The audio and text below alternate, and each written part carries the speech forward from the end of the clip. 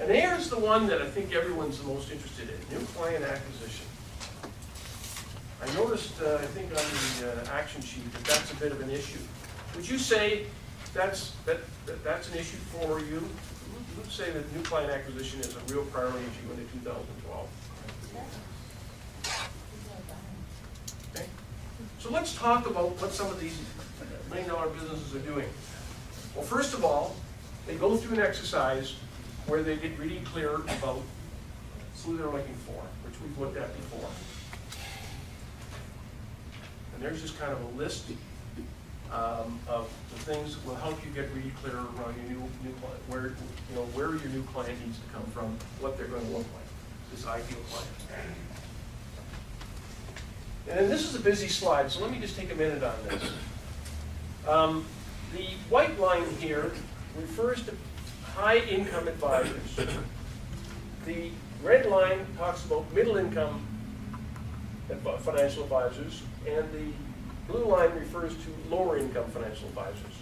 So when we go to something like client referrals, you'll notice that the high-income always get client referrals is their number one source of prospects. So remember I talked about that whole contact management system and form?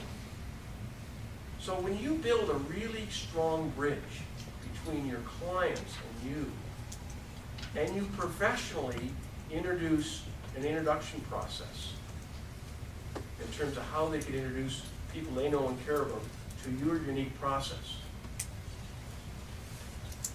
you become much more successful in the whole client referral process. So it's building that bridge is important. The next one is your percentage of influence. You know, whether it be the Summits mortgage brokers, CAs, lawyers, very influential clients. This is one that I think many people, if you start to look at your clientele, you may find some of your clients are very influential and very engaged in terms of making those introductions. And so you develop a relationship management strategy around developing these centers of influence. Seminars is another one. I have a client of mine who's been very successful in the seminar business. By his own admission, however, he says that when I get my new clients, there's only a very small percentage of them that are really what I would call ideal clients. So the problem is you get what you get with the seminar business. But if you find like you really need to add some new clients, and so he has a very unique strategy in place where he does some articles in a local paper.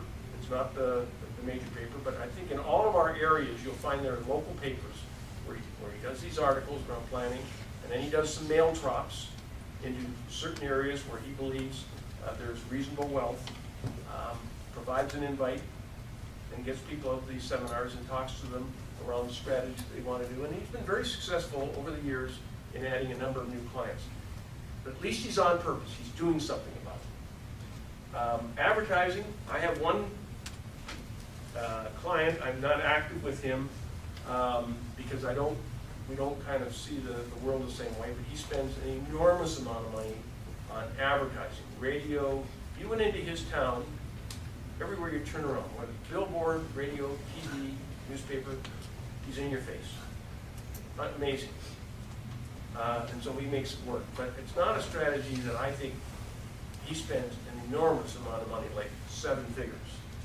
And I'm not sure that I have the stomach to provide any coaching to someone that invests 7 figures to potentially get back 7 figures plus something. So I'm not a great believer in that. However, in targeted areas, it could be very appropriate. So maybe you belong to a certain business association where they're looking for sponsorships, this type of thing. It can be very effective in terms of brand recognition. Direct mail campaign, you can see your high incomes, and then cold calling. That's kind of the window. The one area that this does not recognize, and that is networking. How many of you would have a networking strategy to build your business? Okay, good. And so you can be part of a community organization,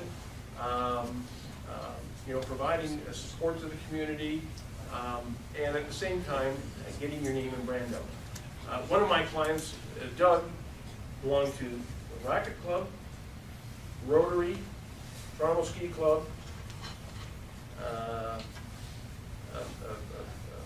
specialized golf club, and a tennis club. So he was always about, every time you turned around, you saw Doug. But that was his style. He was very good at moving through people. He would meet them. He would then arrange a first 20-minute meeting, and he was very successful in converting prospects. So figuring out what your style is. So that slide does not recognize that, and I certainly think that's a very valid way of introducing new clients.